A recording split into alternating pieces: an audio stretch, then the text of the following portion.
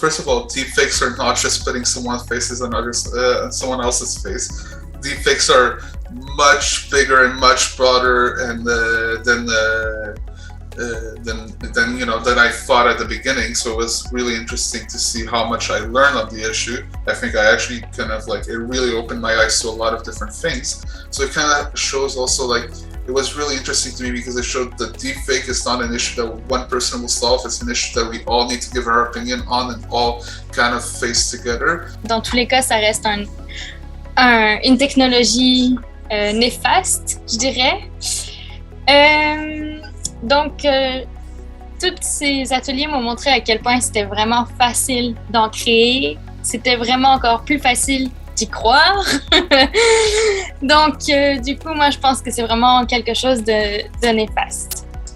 This is things that need to be talked about and they're not talked about, and you kind of are pushing the boundaries of social media right now, which it's like a small part of social media that I didn't even know existed, because everything that's happening now is mostly online, and with the metaverse and everything, it's gonna be an issue that's gonna be crucial to develop at this scale and at the governmental scale and organizational scale. So yeah, I think this is the founding steps of what's gonna come. So yeah. Oui, puis je me rappelle que mathématiquement, j'avais vu un truc, c'était vraiment pas dans un contexte comme ça, je pense que c'était pour les pyramid schemes, mais ce qui t'expliquait, c'est que si 5 personnes recrutent 5 personnes, puis là, toutes ces personnes-là recrutent 5 personnes, au bout de 13 fois, tout le monde a été recruté, l'entièreté de la population mondiale. Donc, même si on éduque 100 personnes et que ces 100 personnes en parlent à 5 de leurs amis chacun, puis 4 de ces amis-là en parlent à un autre 3 amis, déjà, on a couvert un très grand nombre de personnes sans nécessairement qu'une personne en parle à 2000. Donc, je pense que c'est quelque chose qui reste important. Puis... It's really interesting. In the beginning, I was kind of afraid and kind of unaware of deepfake. I knew about the technology, but in anything, I started I did see potential in it, but I did see I remember focusing much more on the negative side. But the more that we discuss the technology, actually, for some reason, I've been more aware of the ways to combat it. And I've been more optimistic about the technology, because it's okay, so disinformation has been a problem with so many platforms. It will be for deepfake in the beginning, but it will be a way to combat it. Having said that, I've also learned a lot about how to combat it, how to identify it. Well, how to identify it more, because and what it means to see a deep content online, because for me, I knew about deepfakes in the faces, but I didn't know, I hadn't thought about I hadn't thought about different things the changing your tones, changing just perhaps, how you look with such simplicity. I learned not to trust anything. Long story short, definitely, since our first conversation and since the workshops, I've been way more worried about the internet and, conversation, especially because which is interesting to me, because I already thought I was pretty vigilant on the situation.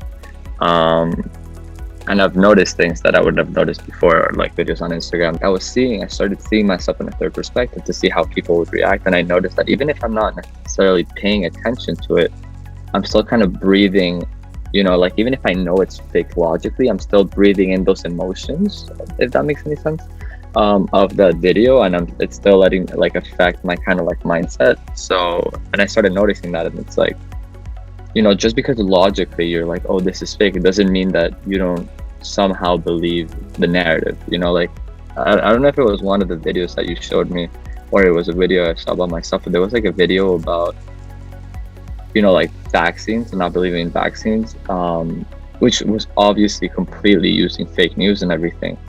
But then they were I don't want to not travel anymore. I don't want to, be in quarantine. They were using these things, and I was I feel that, do I not believe? And it was this really weird situation. So clairement qu'il faut rien prendre pour acquis, même notre réaction, qu'il faut se remettre en question constamment, de savoir pourquoi cette nouvelle-là ou cette vidéo-là m'anime autant, vient autant me toucher. Puis après, se questionner sur la véracité du propos, du contenu. Fait clairement, encore une fois, esprit critique. Je veux dire, toujours le mettre en pratique. Puis comme que je dis un peu, avoir confiance en soi, puis d'avoir confiance en nos valeurs, puis pas avoir peur de s'exprimer, que ce soit sur les réseaux sociaux ou juste des discussions avec la famille, les amis, ou dans les journaux, peu importe, mais se trouver une plateforme qui va te permettre de dire la vérité dans qu'est-ce que tu vois, puis avec une autre perspective, avec ta valeur, avec tes valeurs, je veux dire. Fait que, ouais, peut-être que les réseaux sociaux, c'est pas ton arme, entre guillemets, mais il y en a d'autres que tu vas trouver qui vont te permettre de t'exprimer, puis il faut se sentir à l'aise aussi, de pas fitter là-dedans, de pas se sentir à l'aise. I think I'm a lot more aware of things that I watch or that I see. I'm more alert to the details of videos, and I tend to research stuff more, which is very curious. But I don't know if it's a bit of a recency bias, and I will continue to do this, or I will stop in a few weeks or in a few months. But right now it's still very much on my mind, all those videos and deepfakes and all that. So I really try to be alert to it